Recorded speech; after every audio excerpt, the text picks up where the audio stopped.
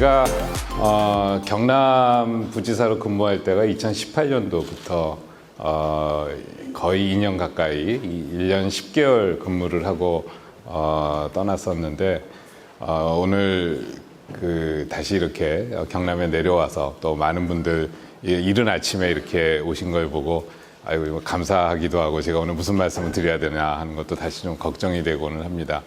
제가 부지사로 있을 때도 딱 한 번 이제 저희 같이 있는 18개 지자체 중에서 김해시에서만 한번 김해시 공무원 제가 특강을 한번 한 적이 있습니다. 그런 또 인연도 있고 그게 18년 말이었는데 지금 세월이 흘러서 또 우리 당시 행정부지사님이 또 김해를 위해서 이렇게 일을 하고 계시고 또 우리 어제 처음 인사드렸습니다마는 홍태영 시장님 오셔서 또 여러 가지로 새로운 기회를 많이 모색하고 있는 시점에 제가 뭐 도움을 드릴 말씀이 있을까라는 고민을 하면서 어제 내려왔습니다. 어차피 제가 원래 산업부에서 공무원 생활을 계속 32년을 제가 하고 작년에 이제 마무리를 했는데 그동안 한 일이 주로 우리 산업을 어떻게 키우나 또 지역에서 이렇게 노력하시는 기업인 여러분들에게 뭔가 도움이 될 일이 뭐가 있을까라는 거를 계속 고민을 해왔었기 때문에 그리고 또 요새 세상이 워낙 많이 급하게 바뀌고 어려운 요인들이 생기고 있어서 그런 주제를 한번 같이 생각해 보는 시간으로 했으면 합니다. 말씀드릴 순서는 이런 식으로 해서 진행을 하도록 하겠습니다.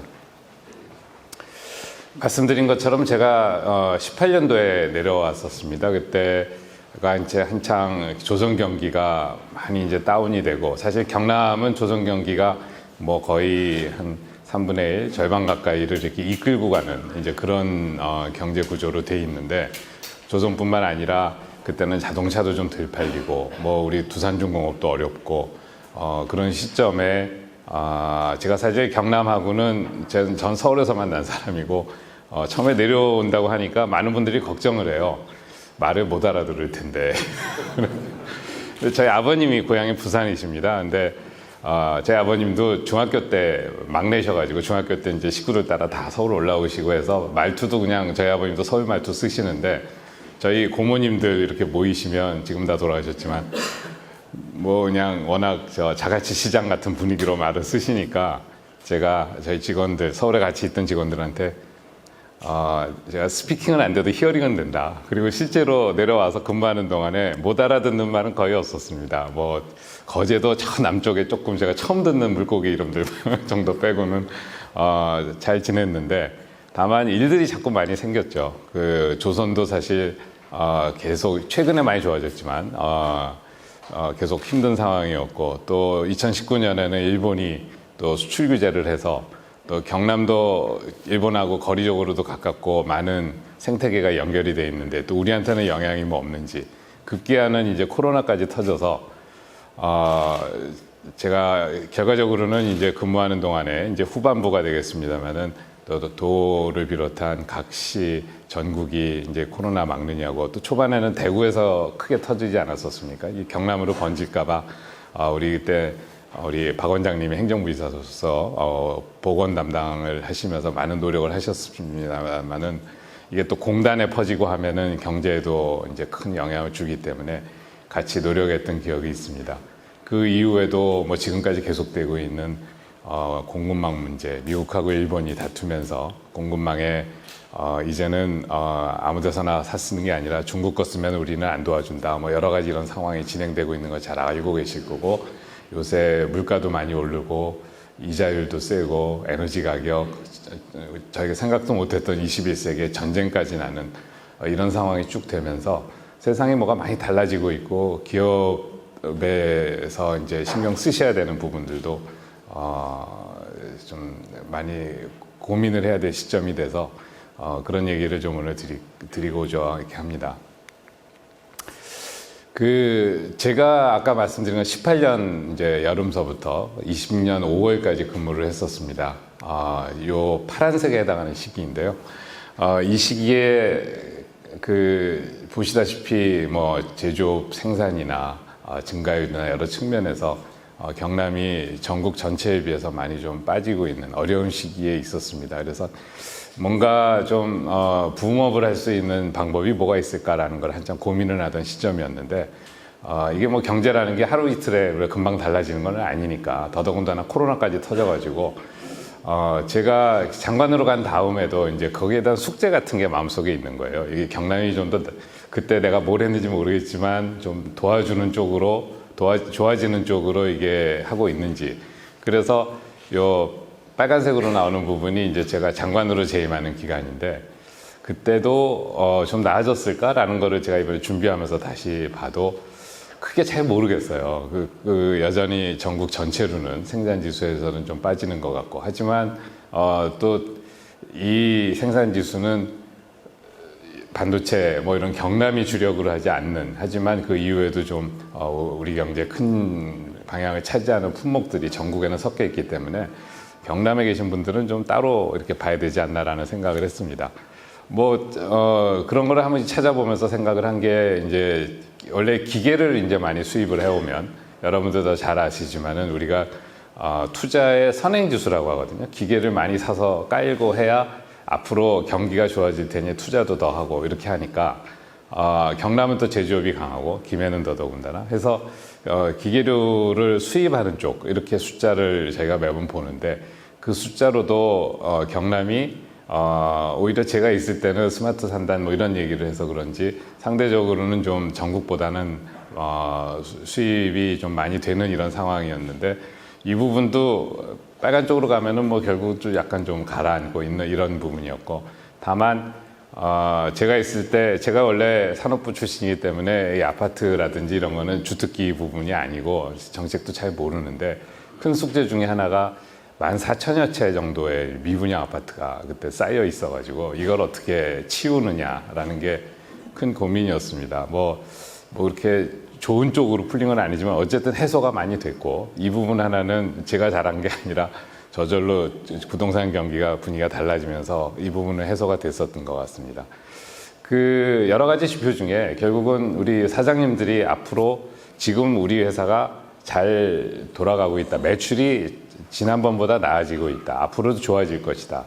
사실 이런 심리 지표가 어떻게 보면은 그때그때를 이렇게 알 수 있는 가장 큰 요인 아닌가 이렇게 싶어서 기업 실사 지수라고 하죠. 이 한국은행에서 매달 조사를 합니다. BSI라고 이 숫자의 추세를 한번 찾아보는 걸로 제가 생각을 해봤어요. 그래서 이게 이제 그 당시에 제가 부임했을 때서부터 최근까지의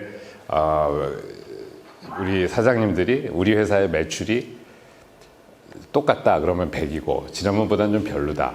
더 나아지면 이제 100을 넘어가야 되는데 뭐 여전히 100 밑으로 깔고는 있지만 그래도 좋아지는 추세냐 나빠지는 추세냐 이런 거를 한번 봤을 때 이 코로나 기간은 워낙 그때는 앞이 안 보이는 때니까 이 기간을 빼고 백신을 놓기 시작을 하면서 이제는 이게 코로나가 좀 잡힐 것이다라는 기대감 때문에 조금 나아지지 않겠나 해서 요 백신을 맞기 전에 코로나가 뭔지도 모르면서 우리가 전전긍긍하던 시기를 빼면 전체적으로는 심리적으로는 조금 나아지는 쪽으로 가고 있지 않나 이런 생각을 했습니다.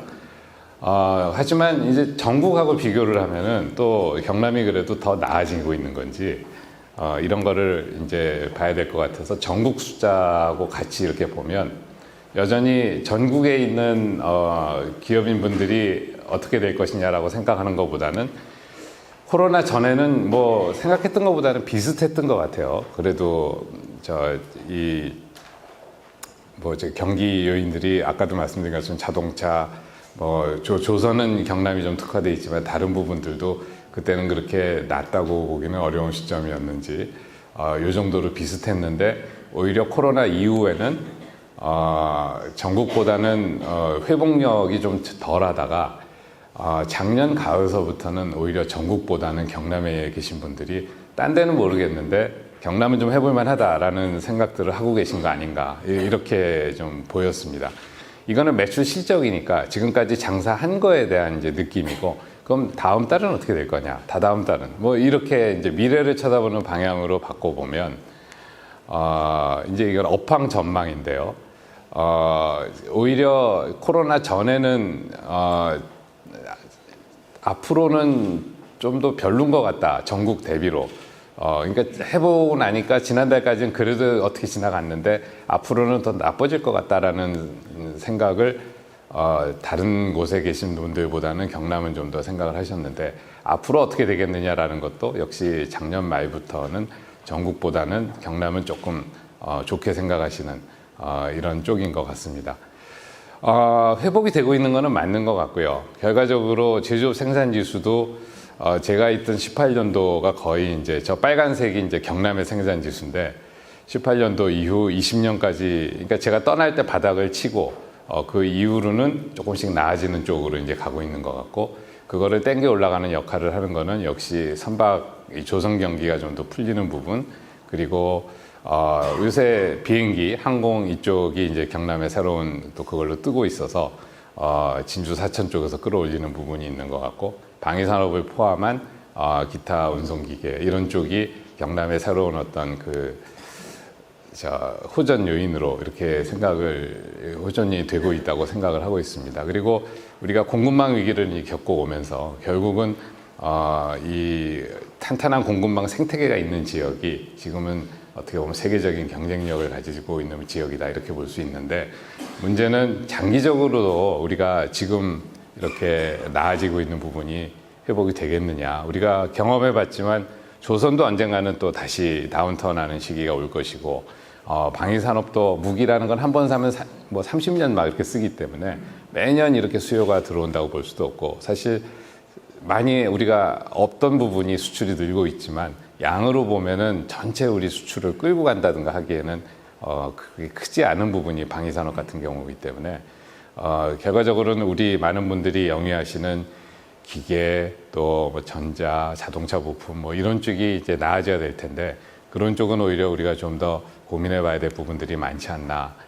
장기적으로 리스크 요인들이 생기고 있는 부분들을 어떻게 대응하고 있느냐라는 거를 우리가 그래도 좀 나아지고 있을 때 좀 미리 준비하는 지금 뭐 미리라고 하기에도 이미 진행이 되고 있는 상황입니다만은 이런 부분들이 되겠습니다. 결국은 공급망 재편이라는 게 우리나라는 자원이 없는 나라가 다른 나라의 자원을 갖다가 우리가 가공을 해서 완제품을 경쟁력 있게 만들어서 또 외국에 팔아서 지금까지 우리가 경제를 이루어 왔는데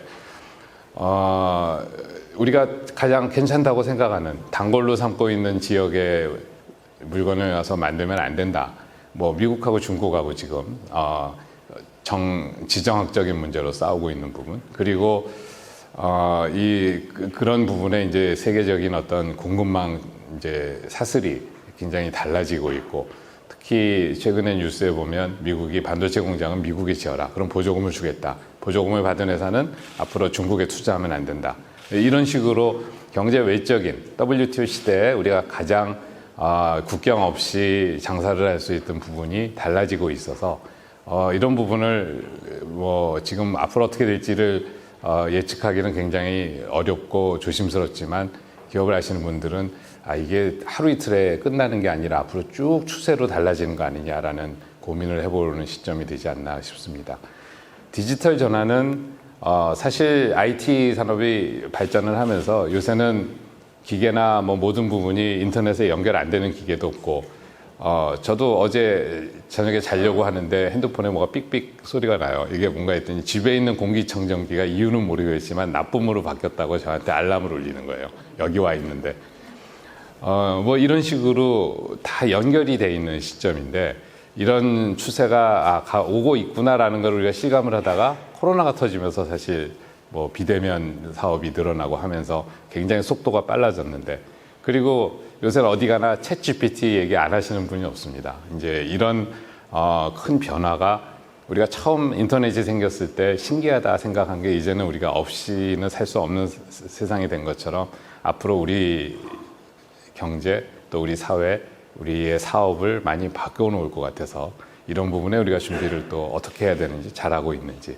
이런 부분들 또 하나가 탄소 중립 문제가 되겠습니다. 이미 시장이 탄소를 많이 쓰는 이제 상품에 부정적으로 그리고 민감하게 작용하고 있는 쪽으로 바뀌고 있는 이제 실감을 우리가 합니다. 우리가 지금 앞에도 생수병이 놓여 있지만 요새 생수병에는 라벨이 쉽게 뜯을 수 있게 돼 있거나 아니면 라벨이 붙어 있으면 아유 저 회사는 환경을 생각 안 하는 플라스틱 많이 쓰는 회사네 해가지고 라벨이 없는 경우, 그리고 이제 카페에 가서도 그 텀블러를 가져가서 담아오는 게 오히려 저 슬기로운 소비자 생활 뭐 이런 식으로 이제 특히 젊은 사람들은 바뀌고 있어서 이런 바뀌고 있는 세상이 얼마나 또 우리 산업의 구조에 영향을 주겠느냐.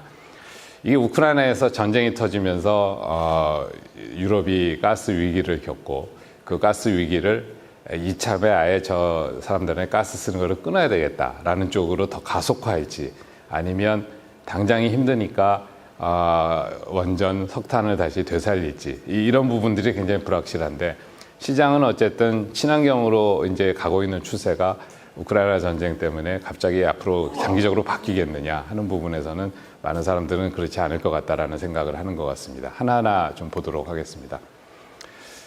그리고 하나 더 이제 보는 게, 어떻게 보면 오늘 제가 좀 오래 설명을 드릴 부분이고 가장 우리가 걱정이 되는 김해뿐만 아니라 경남뿐만 아니라 전국적인 문제인데, 인구 감소의 문제입니다. 이 공급망이든 디지털이든 뭐 탄소 중립이든 어쨌든 저희가 사람이 인재가 있어서 대안을 만들어내고 찾아내야 되는데, 요새 저도 현직에 있을 때 오늘과 같이 많은 기업인 여러분들 모이셔서 뭐가 제일 걱정이시고 정부가 도와드려야 되느냐 얘기를 하시면, 다 업종을 가리지 않고 지역을 가리지 않고 사람 구하기 힘든데 이걸 좀 어떻게 해야 된다라는 얘기들을 많이 하십니다. 똑똑한 사람에서부터 현장에서 일하는 젊은 일꾼까지 다 사람 구하기 힘들고, 오늘 이렇게 200명 넘는 분들이 이렇게 오셔서 지금 식사도 같이 하시고 우리 행사를 하지만, 서울에서는 요새 이런 행사를 하기가 점점 어려워진다고 합니다. 호텔에 아침에 이렇게 나와서 식사 준비를 해줄 수 있는 사람을 구할 수가 없대요. 그 대형 호텔들도 그런 상황인데, 일반 이런 중소기업에 계신 분들이 그 주말까지 일할 수 있는 이런 인력을 구하는 거는 굉장히 물리적으로 힘든 세상이 되고 있고, 우리 젊은 사람들의 숫자가 줄어가고 있고, 제가 옛날에 저는 학력고사를 보던 시대인데, 그때만 해도 11월이면 100만 수험생이 학력고사를 본다 막 이렇게 나왔는데, 작년에 50만 명이 봤거든요. 딱 30년 만에 40년 만에 절반으로 줄었고, 태어나는 아이들은 이제 25만 명, 거기서 또 반으로 줄어서 지금 저 추세에서 보시다시피 2015년쯤을 계기로 확 꺾이고 있어서, 앞으로 우리가 무슨 사람을 데리고 일을 해야 되지? 이런 고민들을 계속 해오고 저도 많은 데서 말씀을 드리고 하고 있습니다. 하나씩 좀 천천히 보면, 우선 첫 번째가 아까 처음에 좀 말씀드렸던 공급망 얘기인데요. 이 그림이 왜 갑자기 튀어나왔는가 하면은, 결국은 미국하고 중국이 패권 싸움이 이제 지금 이 요즘 상황의 역사적 배경이 아닌가 생각을 합니다. 이 그림은 1000년도서부터 최근까지의 전 세계 국가별로 가장 부자 나라가 어디였고 이게 어떻게 바뀌어왔는지를 보여주는 그림인데요. 1000년도서부터 1800년대까지는 인도하고 중국이 세계 탑2였습니다. 사실 뭐 인도, 중국이 동쪽 서쪽으로 다 문화도 전달을 해주고 경제를 끌어가고 가장 발전된 선진국이었는데, 인도는 이제 그 영국 사람들의 식민지가 되고 이렇게 되면서 조금씩 찌그러지면서 중국이 약진을 했고, 청나라 때는 또 과학기술 이런 것도 적극적으로 받아들여서 발전을 했기 때문에 한창 떴다가 1840년에 아편전쟁 이후로 급속하게 서구의 침탈을 받아서 저렇게 내려가죠. 그 자리를 차지한 게 파란색 미국이 되겠고, 이제 유럽 사람들의 나라가 되겠는데, 중국 사람들의 마음에는 저 때를 이제 생각하는 생각이 있는 것 같습니다. 우리가 수천 년 동안 세계의 중심 국가로서 1등을 했는데, 이게 우리한테 아편맥이고 들어와가지고 자기들이 기술이 있다는 이유로 우리가 침탈을 받았다. 이거를 다시 우리가 와신상담을 해서 다시 우리가 경제를 이끌어서 우리 나름의 기술 경제를 이끌어서 다시 세계 중국으로 올라가겠다라는 생각이 마음속에 있는데, 등소평은 그 마음을 우리 속에만 가지고 있고 겉으로 실력이 쌓일 때까지는 드러내지 마라. 이제 도광양해라는 말이 빛을 감추고 어둠 속에서 실력을 기른다라는 뜻이랍니다. 이 얘기를 이제 계속 강조를 하면서 2002년에 WTO 가입을 한 다음에 다른 나라 기업들이 많이 투자를 오고 그럼에도 배우는 자세로 우리는 같이 이제 세계의 일원으로서 하겠다라는 생각을 겉으로는 그렇게 보이지만 속으로는 우리가 다시 세계의 패권을 옛날과 같이 차지하겠다라는 생각이 있는 것 같습니다. 그 생각이 드러난 게 2013년에 시진핑이 들어와서 이제는 우리가 드러내놓고 세계의 중심 국가로 경제 중심으로 일어서도 되지 않겠나. 2025년까지 우리 중국이 모든 분야에서 70% 이상은 국산화를 하겠다. 이제 중국이 70%를 조달하는 로컬 공급망을 만들고 35년까지는 미국 정도 빼고는 우리가 세계에서 가장 1위가 되는 제조업 국가. 2045년에는 미국도 제끼겠다라는 게 시진핑이 2015년에 발표한 제조 2025라는 이제 제조업 산업 정책입니다. 우리가 처음에 산업화를 할 때 제일 먼저 한 게 포항제철을 만들고 유산 정유공장 만들고 하는 거였는데 이게 세계 철강 산업의 이제 판도입니다. 빨간색이 중국의 철강 캐파인데요. 2000년대서부터 무지무지하게 늘어나서 최근까지도 중국이 전 세계를 다 합쳐놓은 것보다도 더 많은 철강 생산의 캐파를 가지고 있습니다. 그러니까 이제 다른 나라들의 갑자기 생산량이 2배가 됐으니 값은 2배 반으로 떨어질 거고 다른 나라들은 뭐가 되겠어요? 가장 오래된 공장부터 생산성이 떨어지는 공장부터 타격을 입는데 그거 되게 미국 공장이거든요. 뭐 카네기 때서부터 이렇게 해놓고 그러니까 미국 사람들이 그리고 철강이 없이는 산업이 안 돌아가는데 이걸 그냥 놔둬도 되겠느냐라는 이제 걱정을 했고 자동차를 보면 자동차도 갑자기 중국이 나타나서 전 세계에서 가장 1등 국가가 순식간에 되어버렸습니다. 뭐 내수 자체가 크니까 이거를 만들 수 있는 공장을 세우고 이렇게 하면 그리고 가장 찌그러든 게 자동차 종주국이라 할 맨 아래에 있는 이제 미국의 자동차 캐파가 가장 줄어들어서 미국 사람들은 특히 이제 서양을 중심으로 해서 이 추세를 어떻게 봐야 되느냐라는 걱정을 이제 사실 꽤 오래전부터 해왔던 것 같습니다. 철강과 자동차뿐만이 아니라 전반적인 그 제조업 공급망 체제를 보면 왼쪽은 2002년에 WTO 가입을 중국이 했으니까 세계에 등장하기 직전에는 전 세계 공급망이 유럽의 독일 그리고 미주 대륙의 미국 그리고 아시아는 일본을 중심으로 일본하고 이제 막 일어나고 있는 중국 그리고 우리나라가 세컨드 라인이고 이런 식으로 갖춰져 있었는데 지금은 중국이 일본을 제치고 가운데로 들어가서 오히려 왼쪽과 오른쪽을 연결해주는 가장 중심고리가 되고 있어서 이 중심고리가 잘못되면 전 세계 경제가 휘청휘청하는 이제 그런 상황이 됐고 이런 상황은 우리가 코로나 때 이미 경험을 했죠. 우리나라는 이때보다는 좀 더 그래도 이제 올라가는 상황이 됐고 일본은 사실 그때보다는 많이 영향력이 줄어 있는 이런 상황이 지금 되고 있습니다. 미국이 생각하기에는 중국이 WTO 가입할 때만 해도 이제 중국의 지금 기준으로 14억 인구가 큰 내수 시장이 되고 우리 물건을 대내에 싼 인건비를 이용해서 거기서 공장을 돌려서 만든 거를 우리가 거기다가 팔면 이윤은 우리한테 떨어진다라는 생각으로 그리고 중국의 기술력이 미국하고는 한참 차이가 나니까 우리를 앞서기는 어려울 것이다 이렇게 생각을 했는데 실제로 생산 능력이 무지무지 늘어나면서 우리도 경험을 해보지만 공장에서 우리가 물건을 돌릴수록 이걸 어떻게 보면은 더 생산력을 높이냐 그리고 더 좋은 물건을 만들 수 있는 아이디어도 나와서 기술이 들어가고 하면서 쫓아붙을 수 있는 현장에서 쫓아붙을 수 있는 역량이 생기는데 그게 생각보다 순식간에 이제 올라오게 된 거죠. 그리고 공급망에 있어서 가운데 부분으로 중국이 들어왔는데 코로나가 터졌을 때 우한이 중국에서 가장 큰 자동차 생산 기지인데 거기가 문제가 생기니까 우리나라를 비롯해서 전 세계 자동차가 거의 작년까지도 생산이 제대로 되기 어려운 이제 이런 상황을 경험을 했고 뭐 심지어 미국에서 코로나가 처음 이제 막 뉴욕이 창궐하고 할 때는 마스크도 없고 심지어 시체가 막 넘치는데 시체를 담는 그 비닐백조차도 중국에서 교역이 안 되니까 생산이 안 돼서 뭐 막 냉동 창고에 집어넣는 뭐 이런 기막힌 상황을 미국 사람들이 경험한 이후로는 지금의 공급망 체제는 문제가 있다.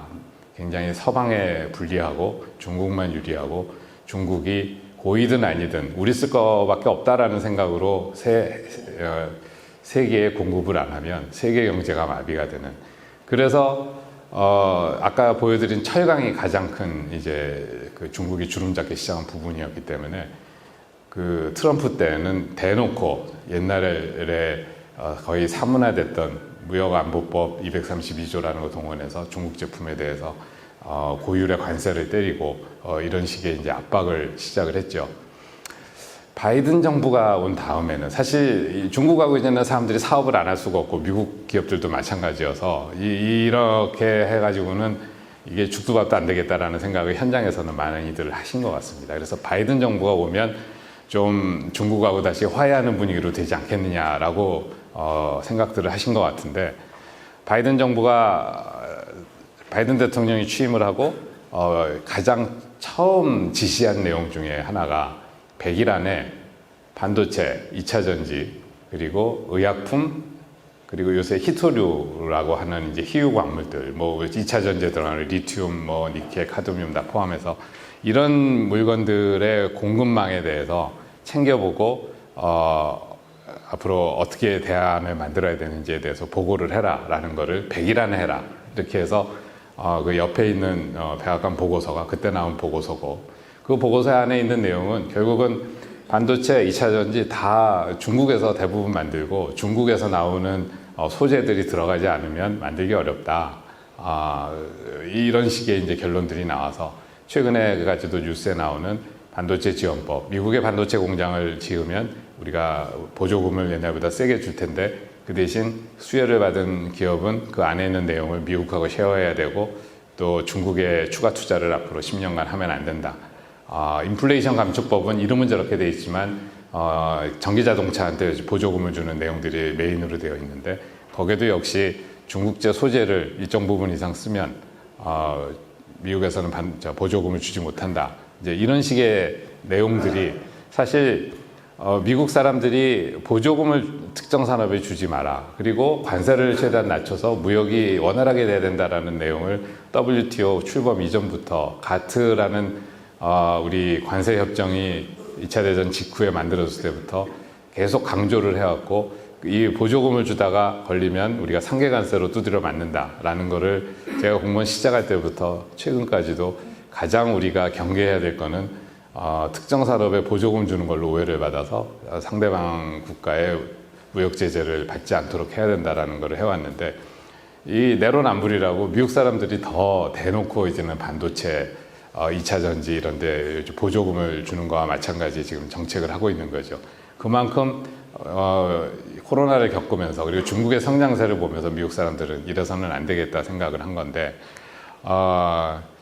이게 2005년도에 뉴욕타임즈에 있는 프리드만이라는 그 칼럼니스트가 이제 세계는 평평하다. 담도 없고 어느 나라에서 만드는 거나 저쪽 나라에서 이제 소재를 쉽게 들여다가 이쪽에서 만들어서 서로 팔고 사실상 담 없는 평평한 국가가 세계가 됐다라는 내용을 2005년도에 했는데 요새 분위기를 이제 감안해서 여러분들 이름 들어보셨을 폴 크루그만이라는 그 노벨 경제학상 수상자가 작년 말에 뉴욕타임즈에다 기고한 거는 세계가 안 평평해지는 것 같다라는 얘기를 이제 하기 시작을 합니다.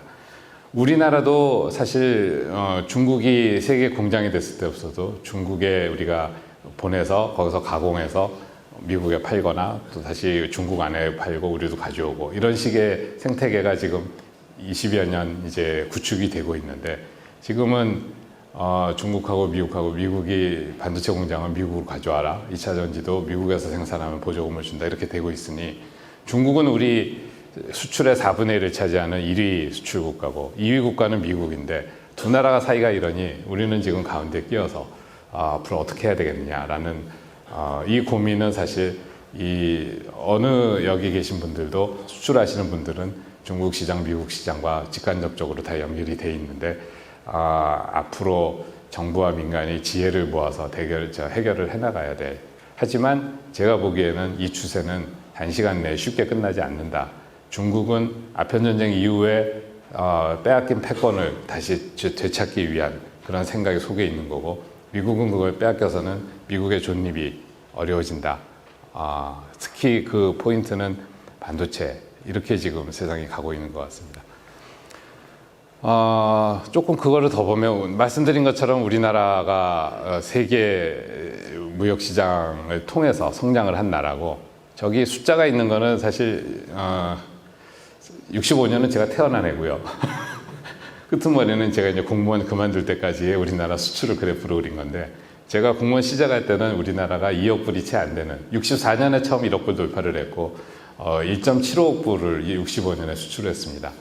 제가 90년에 공무원증 받았을 때 650억 불 그 해에 우리나라 수출을 받아서 무려 거의 뭐 300배 뭐 이런 넘는 이런 이제 수출 증가율을 그 사이에 보였는데, 굉장한 성장세죠 이때도. 근데 우리가 더 높은 성장세를, 등치도 커졌는데 보인 거는 WTO가 출범을 해서 세계가 평평해진 이후에는 우리가 이만큼 그 혜택을 가장 많이 본 나라라고 하겠습니다.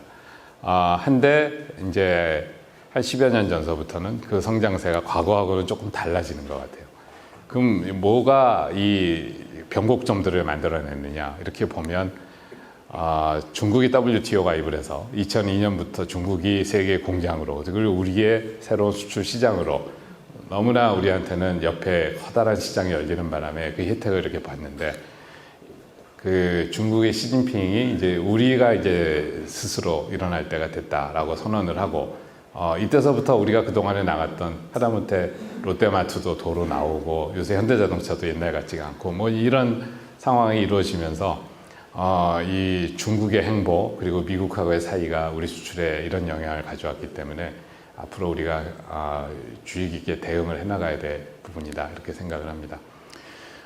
디지털 전환은 사실 뭐 여러분들이 더 다 실감을 하고 있는 부분이고, 아까 말씀드렸던 것처럼 코로나가 전체 추세를, 우리 사회의 그 어떤 수용성 이런 거를 많이 끌어올린 것 같습니다. 뭐 다 이제는 햄버거를 사 먹으러 가도 당연히 키오스크에서 터치 해가지고 주문하는 거를 모르면은 이제 햄버거 하나 더 사 먹기 어려운 시절이 되고 있고, 로봇이 돌아다니고 있고, 이런 부분이 아무리 뭐 지금은 지역 구석에 있는 식당도 적극적으로 도입을 하는 상황이 돼서, 우리 공장도 아까 우리 행정부 이사님 소개시켜 주신 것처럼 창원의 이제 산단이라든지 우리 김해 또 하만, 창녕에 있는 이제 많은 산업단지들이 이미 지은 지가 오래되었고, 이 부분이 스마트 공장으로 바뀌지 않으면 우리가 이 전기자동차 시대, 그리고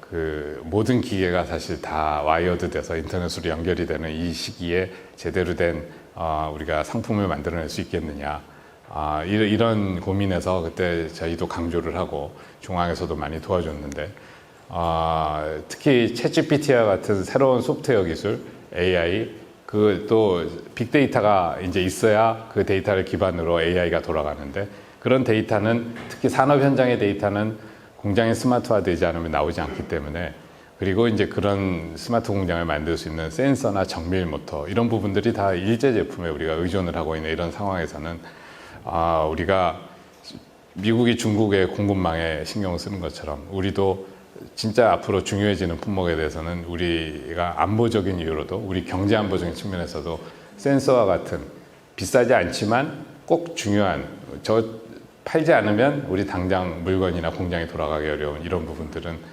신경을 쓰는 부분이 돼야 되지 않느냐. 우리 센서 이런 부분은 사실 김해에서도 국가 사업화 하려고 많은 노력을 했었는데 지금까지도 성과가 조금 잘 안 나오고 있는데, 이런 부분들은 좀 더 우리가 노력을 해야 되지 않나 생각을 합니다. 스마트 공장 말씀을 한 번 더 드리면, 그 스마트 공장이 과연 성과가 있느냐라는 거를 최근까지도 중앙에, 이건 중기벤처부 소관이기 때문에 중기벤처부하고 같이 서베이를 해본 자료를 봤는데 매출액도 안 한 기업 대비로 많이 늘었고 고용도 늘어나고 뭐 R&D 투자는 여유가 생기니까 더 늘어나고 이런 식으로 이제 약진을 하는 결과들이 나옵니다. 많은 분들이 의문을 가지시는 부분이 스마트 공장이 되면 자동화되고 로봇도 들어가고 하는 거 아니냐. 그러면은 인력이 줄고 고용이 오히려 줄 텐데 어떻게 저렇게 고용이 늘어날 수가 있느냐라는 의문들을 많이 가지시는데 간단하게 제가 경험했던 걸로 생각을 하면 스마트 공장을 도입한 회사가 도입하지 않은 회사의 매출을 뺏어오는 것 같습니다. 스마트 공장을 도입했을 때 불량률이 적어지고 납기율이 정확하게 해주고 그리고 여기서 나오는 그렇기 때문에 사실 공장이 스마트화되면서 불량률이 적어지면 야근이거나 불량품을 대체하는 추가 생산을 할 일도 없어지고 직원들도 제때 퇴근할 수가 있고 직원 뽑기 좋으면 그런 회사로 또 오는 거죠. 그리고 또 거래하는 기업 입장에서도 불량률이 떨어지는 회사한테 그 새로운 일감이라도 하나 더 주자라는 생각을 하게 되니까 스마트 공장은 고용이 늘고 매출도 느는데 그 옆에 아직 옛날식으로 생산하는 기업은 일감을 점점 뺏기고 있는 거 아니냐. 그래서 저희가 차원에서 기업분들하고 말씀을 나눌 때도 우리가 이거를 도입해서 거래처로부터 인정을 받으면 우리가 다른 이제 지역의 일감도 가져올 수가 있다. 우리가 만약에 이거를 안 하면 일감을 뺏길 것이고 그게 중국 회사면 우리의 일감이 중국으로 넘어갈 것이고 나중에 투자하는 회사들이 더 새로운 기계, 새로운 투자, 새로운 방식의 투자를 하게 되니까 우리가 지금 바뀌지 않으면 점점 일감을 뺏기게 될 텐데 먼저 하면 우리가 가져올 수 있다. 경남이 안 하면 다른 지역으로 갈 거고 경남이 하면 대한민국이 하면 중국과 동남아의 일감을 지금이라도 지킬 수 있다. 이런 설득을 했었던 기억이 있습니다.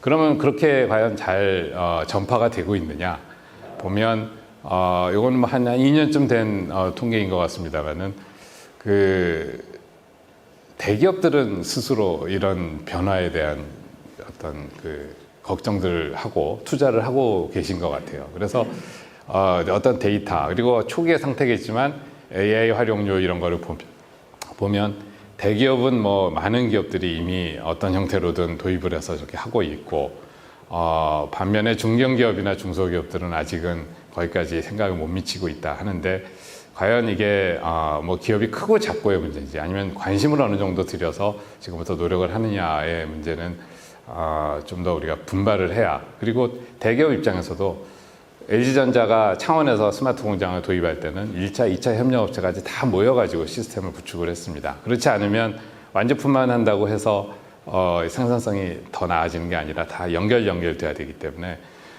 그런 노력들을 함께 했는데 업종에 따라서 상황은 틀리겠지만 우리가 좀 더 우리 중진공에서도 여기 나와 계시고 많은 분들이 도와줄 수 있는 분들이 있기 때문에 좀 관심을 가지셨으면 좋겠다.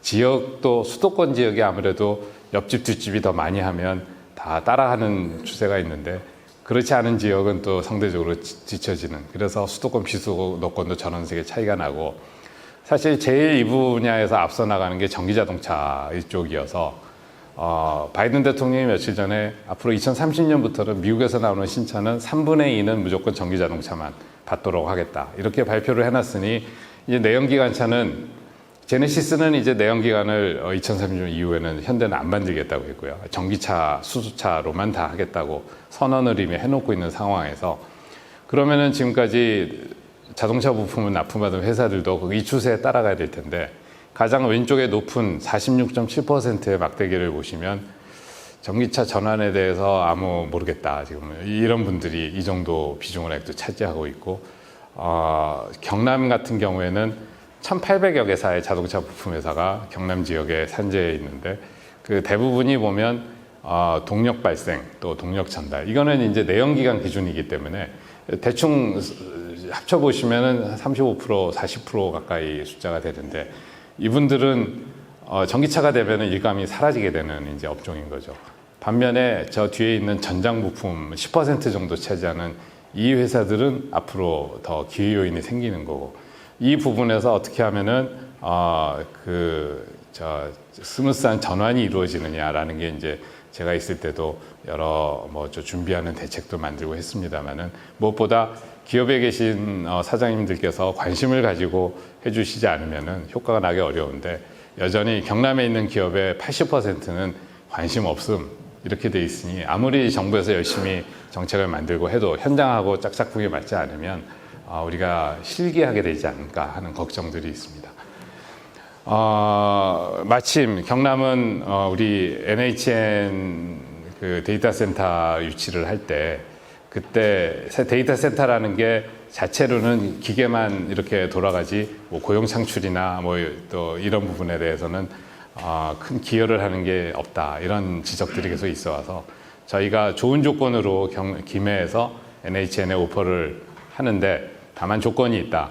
여기서 사람을 길러달라. 우리 디지털 전환을 할 때 필요한 AI 인력 그리고 거기에 필요한 기술을 연구하는 연구소가 김해에 거점을 틀면 우리가 기꺼이 김해시에서 토지도 좋은 조건으로 제공을 하고 그 NHN과 한번 김해의 이 기업의 디지털 전환을 또 미래 비전 제시를 할 수 있는 그런 구심점을 만들어 달라 이렇게 해서 정작 데이터 센터는 조금 여러 가지 이유로 좀 늦어지고 있는 것 같습니다만은 그거는 NHN의 사업에 관련된 부분이니까 그건 그렇다고 치고 이 R&D 센터와 아카데미는 그래도 이제 문을 열어서 역할을 하고 있어서 그래도 제가 다행이라고 생각을 하면서 내려왔습니다. 다음은 탄소 중립 문제인데요. 뭐 앞서 말씀을 많이 드렸고 다만 우크라이나 전쟁 때문에 지금 유럽이 앞으로 러시아하고 가스를 끊고 사는 유럽이 될 것이냐 아니면 당장 힘드니 석탄 원전을 확대해서 에너지를 이제 약간 퇴보하는 거지만 그렇게 할 수밖에 없느냐 뭐 이런 이제 추세가 앞으로 관심이 되겠는데 많은 분들은 우리가 사실 한국보다는 외국이 더 기후변화에 따른 어떤 그 위기감 이런 거에 대해서 많이 생각을 하고 있는 것 같은 게 유럽이 일찍이 겪어보지 못했던 폭우라든지 미국의 산불이라든지 이런 거를 훨씬 심하게 지금까지 당해왔기 때문에 이미 거기 있는 국민들은 이대로 놔뒀다간 지구가 결단난다라는 생각을 더 많이 하고 있었던 것 같아요. 우리는 그냥 그런가 보다 했는데 최근에 우리도 작년에 울진의 산불 또 금년에 강릉의 산불 같은 게 뭐 산불 자체는 사람의 실화였을 수도 있으나 그 웬 겨울에 이렇게 바람이 매번 세게 불며 일찍이 경험해 보지 못했던 강풍이 몰아치고 이런 상황은 확실히 우리나라도 그리고 우리가 농작물이라든지 이런 이제는 대구는 사과의 도시가 아니니까요. 뭐 이런 변화가 이루어지는데 이런 부분에 대해서도 우리 특히 젊은 층들이 더 신경을 쓰는 것 같고 한편으로는 이제 기회 요인일 수 있는 게 아까 우리가 잘 아는 자동차 산업 같은 경우도 더 앞서 나갈 수 있는 계기가 될 것이고 미국에서 두 번째로 잘 팔리는 게 현대 기아차거든요. 지금 뭐 테슬라가 1등이고 가장 차이가 크지만 그래도 현재까지는 자리를 지키고 있는데 앞으로 전기차로 끝나는 게 아니라 친환경적인 소재, 친환경적인 전력을 이용해서 만들지 않으면 순수한 이제 친환경 제품이다라고 인정받기 어려운 세상이 되고 있을 것 같아서 실제로 두 번째는 철강의 CBAM이라는 게 탄소 국경세입니다. EU에서 물리겠다는. 앞으로 EU는 철강 만들 때 또 물건을 만들 때 탄소 안 나오게 많이 보조금도 주고 투자를 해서 깨끗한 제품을 만드는데 그렇지 않은 제품이 싸게 들어와가지고 우리의 깨끗한 제품을 잡아먹으면 이거는 불공평하다라는 생각 때문에 너네가 이거를 탄소 프리하게 만드느냐 아니면은 탄소로 쓰는 전기나 에너지를 이용해서 만들었다고 하면 그만큼은 세금을 물리겠다라는 게 2026년부터 실제로 세금을 물리고 금년 10월부터는 EU에서 너네 제품은 탄소 얼마나 썼는지 이제 보고서 제출을 해야 되는 이제 이런 시범 실시가 금년 10월부터 EU에서 시작이 됩니다. 아직은 철강, 알루미늄 뭐 몇 가지 품목만 시작이 되지만 아마 분위기 확산 모든 제품으로 이런 상황이 퍼지지 않겠나 싶고 커다란 이제 우리 수출에 있어서의 앞으로 걸림돌이 될 것 같아서 어떻게 친환경적으로 우리가 만들 것이냐, 친환경적인 에너지를 어떻게 도입할 것이냐, 그리고 우리 기업이 그렇다라는 걸 어떻게 해외 시장에서 인정을 받을 수 있겠느냐, 뭐 이런 이제 고민들 그리고 현장에서 석탄발전소 근무하던 인원을 또 어디에 취업을 시키고 뭐 이런 여러 가지 대책이 정부로부터 같이 노력해서 만들어 나가야 될 것 아닌가 생각을 합니다.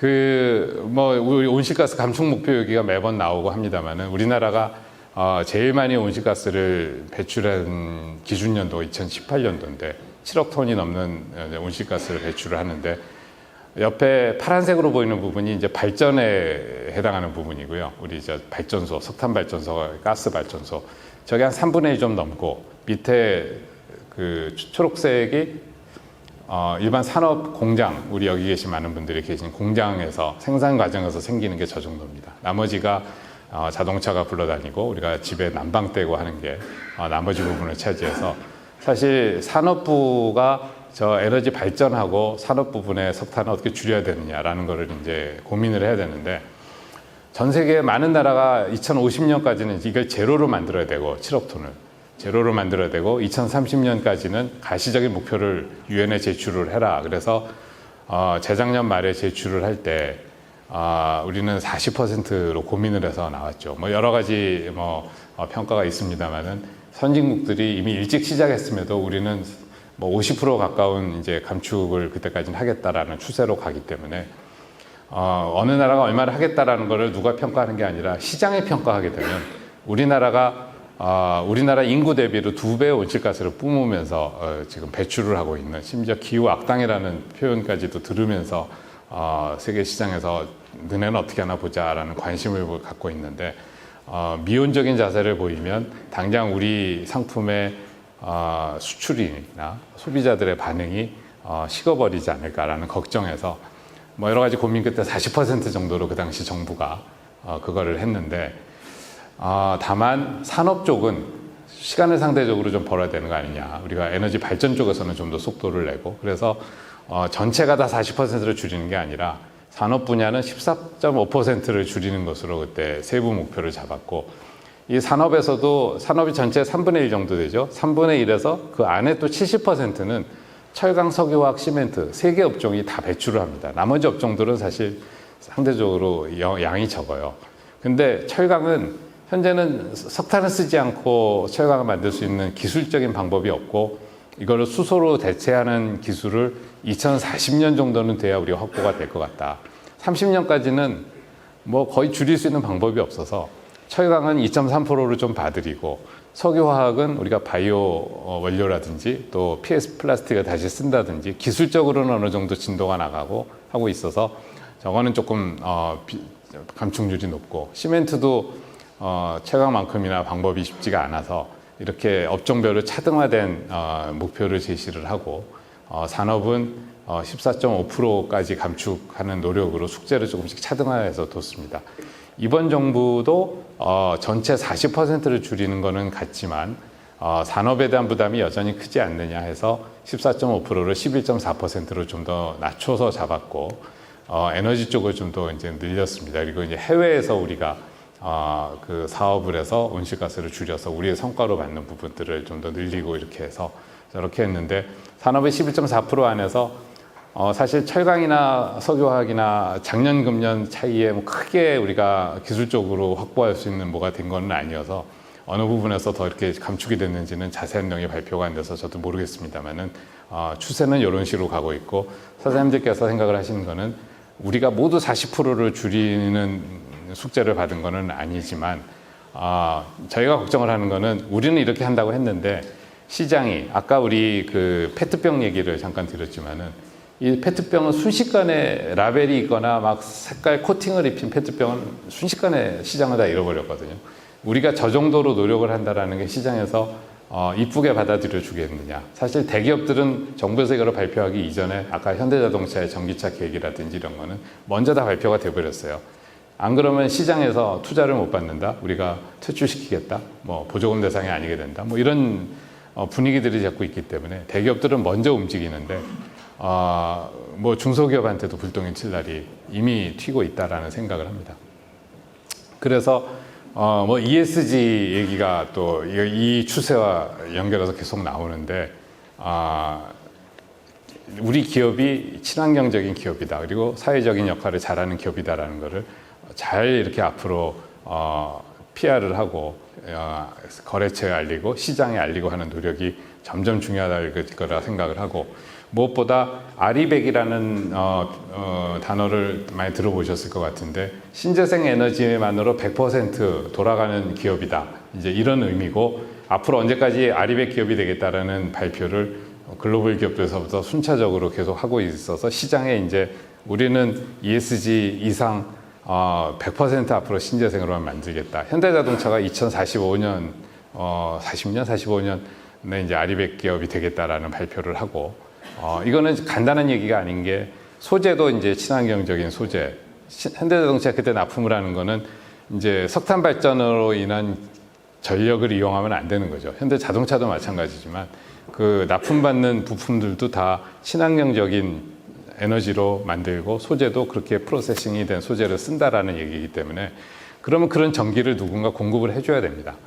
전라남도 해남이 그 폐염전 또 안 쓰는 땅 이쪽을 개발을 해서 100% 친환경 전력만 공급을 해주는 산업단지를 만든다라는 사업을 민간 기업하고 지금 하고 있는데, 이제 이런 부분이 앞으로의 산업단지의 경쟁력이 되지 않을까라는 생각이 있습니다. 우리 경남의 창원도 그렇고 김해도 그렇고 큰 산업단지들이, 옛날에 지어진 산업단지들이 많은데, 미리 준비를 해서 그 친환경 에너지를 받을 수 있는, 그래서 경남에 있는 모든 기업들이 우린 다 아리백 기업이다, 이렇게 평가를 받지 못하면, 먼저 받으면 그게 새로운 경쟁력이 될 것이고, 받지 못하면 김해, 그리고 제가 어제 시장님 저녁에 먼저 뵙고 그때도 말씀드렸었는데, 제가 현직 장관으로 있을 때 코스타리카 대통령이 방한을 해서 정상회담도 하고, 코스타리카의 투자부 장관이 오늘과 같이 기업인분들 모시고 코스타리카에 대해서 투자 소개를 하는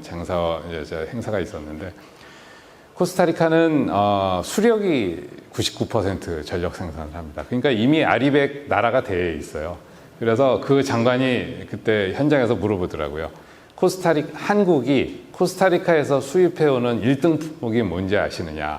가장 많이 수입하는 품목. 물론 코스타리카와 한국이 수입량이 뭐 지극히 이렇게 뭐 많은 편은 아니지만, 그래서 코스타리카 하면 뭐 커피도 유명한 것 같고, 무슨 망고 같은 거 나올 것 같고, 그래서 제가 속으로는 커피, 망고 이런 생각을 했는데, 놀랍게도 1등 품목이 반도체, 2등 품목이 의료기기, 3등이 커피 이랬습니다.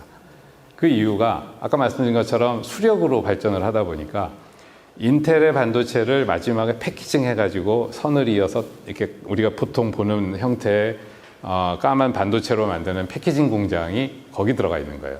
그러면 인텔의 그만큼은 이제 친환경 아리백 기업에 근접하게 되니까, 그거를 알리기 위해서, 의료기기도 마찬가지. 그리고 엔간한 글로벌 기업들의 공장들이 쏙쏙 들어오고 있다라는 얘기를 해서, 이제 앞으로는 코스타리카 같은 수력이 센 나라, 캐나다도 캐나다 퀘벡 지역이 한 90% 또 수력으로 전기를 이제 생산을 합니다.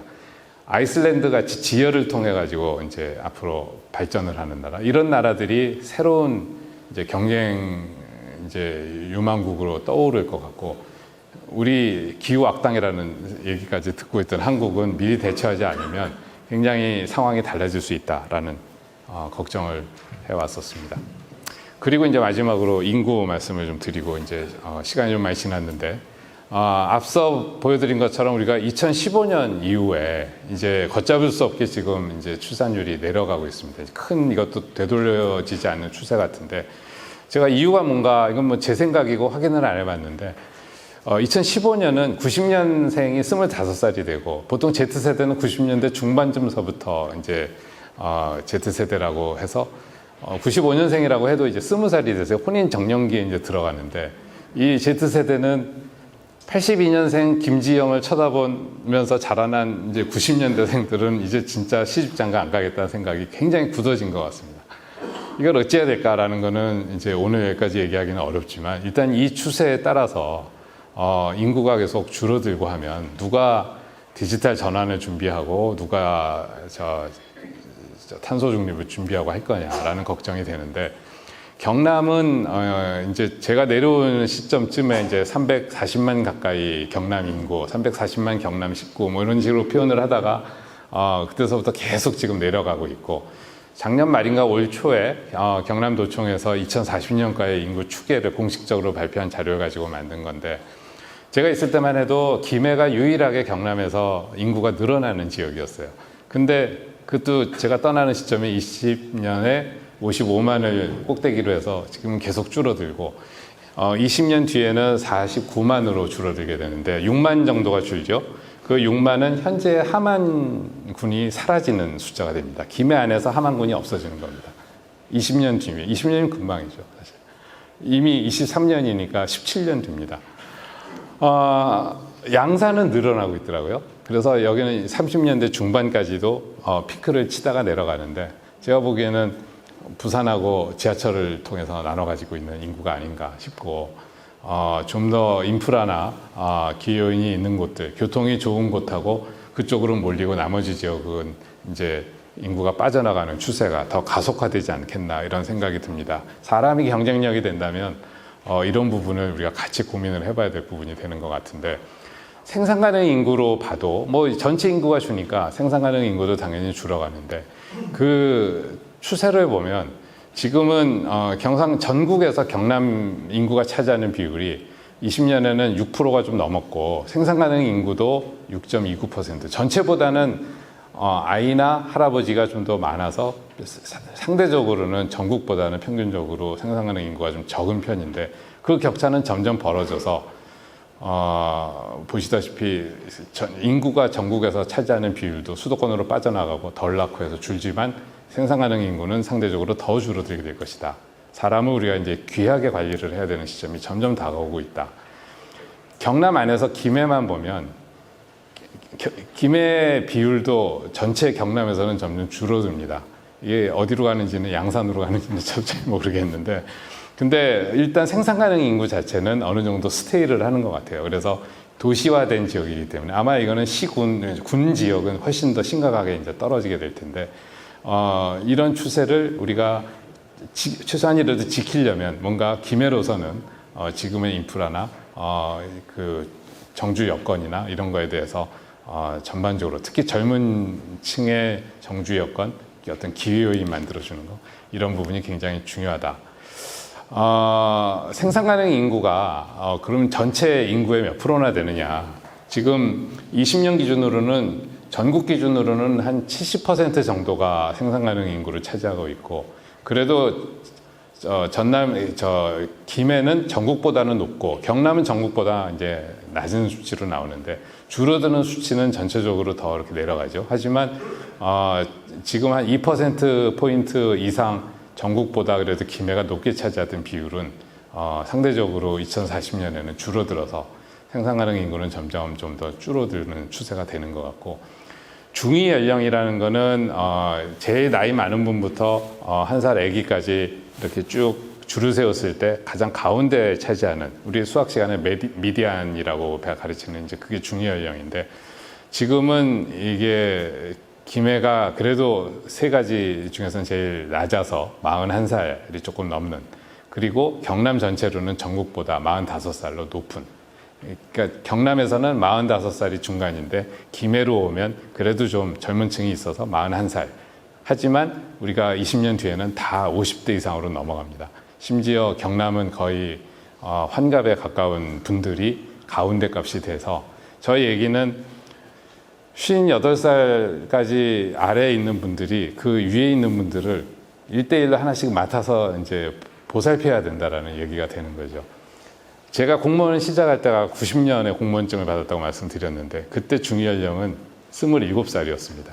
27세가 제가 공무원이 끝나는 시기에 40대 중반으로 늘어났고, 그만큼 우리나라는 노령화가 된 거죠. 아이들이 진짜 그렇게 안 태어나나? 지금은 그래도 우리 전체 중에 아까 70% 정도가 생산 가능 인구면, 그 밑에 있는 우리 중학생 초반까지 있는 아이들의 유소년 인구는 12%에서 14%. 그래도 김해는 여전히 선방을 합니다만은, 뭐 2040년에는 다 10% 미만으로 다 떨어져 버리고, 그래도 경남이 전국 대비로는 지금은 저 유소년 비율이 높았는데 한 10년 뒤에서부터는 역전이 돼서 경남은 저 이미 우리가 의령이라든지 서쪽에 있는 군 지역은 산부인과도 없고 소아과도 없고 이런 지역들이 점점 늘어나고 있는 추세가 더 가속화돼서 이렇게 되는 것 같습니다. 정리를 해보면 이제 젊은 층은 점점 줄어들고 나이는 노령화되고 일할 수 있는 사람 비중도 지금보다 줄어드는데 전국적인 추세인데 경남이 제일 그 중에서도 가속화되고 있고 김해는 경남 내에서는 상대적으로 좀 나을지 모르나 우리가 제조업 기반을 가지고 있는 경남 경제에 그리고 김해 경제에 가장 중요한 사람이 점점 고갈이 돼가고 있다. 이걸 어떻게 해결해야 되느냐. 그리고 그 추세는 이미 우리한테 영향을 주고 있는 게 우리가 조선업이 사실 조선은 사람이 다 들러붙어 가지고 용접하고 만들어야 되는 제품인데 자동화하기가 쉽지가 않은데 가장 조선 경기가 떴을 때가 20만 명 차지하던 조선의 인구가 여기 지금은 반도 안 되는 수준으로 줄어들고 있고 요새 조선 경기가 수주가 많이 돼서 올라가고 있다고 하지만 가장 큰 지금 어려움은 만들 사람을 구하기 힘들다. 이런 게 지금 여러분들도 잘 알고 계실 것 같습니다. 생각을 해보면 요새 젊은 사람들이 거제도에서 그리고 울산에 가서 용접을 하는 일, 그리고 좀 있으면 여름이 되는데 저도 7월 달에 삼성중공업 안에 이렇게 그 용접할 때 쓰는 방호복을 뒤집어 쓰고 들어가서 1시간 정도 왔다 갔다 한 적이 있는데 굉장히 힘들더라고요.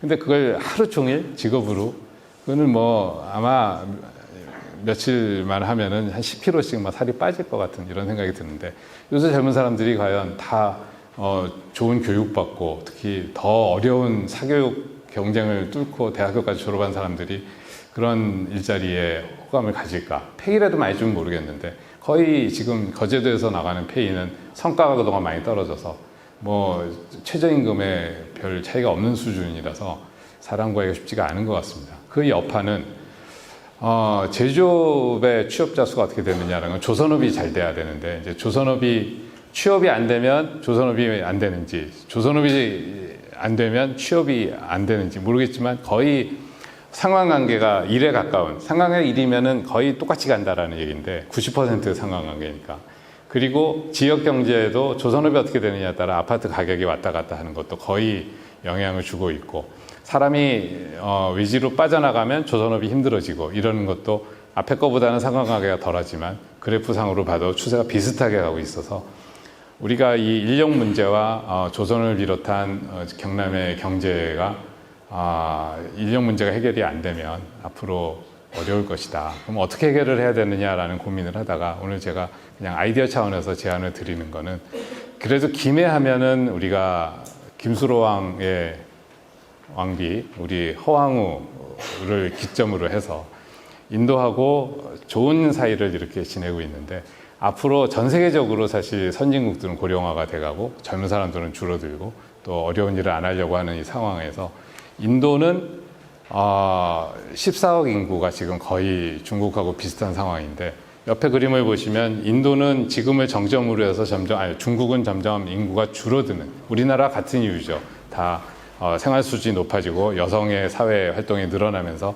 아이를 안 낳고 하는 추세가 비슷해지고 원래 하나만 낳자 너무 많아서 그러다가 요새는 여러 명 낳았는데도 이제 안 낳는 나라로 바뀌었는데 인도는 그렇지 않다. 인도는 2050년이 넘어서도 계속 인구가 늘다가 한참 나중에 줄어들 것 같은 그리고 아까 우리 중위연령이 40살이 넘는다 말씀드렸는데 제가 공무원 시작할 때 27살을 유지하고 있는 나라가 됩니다.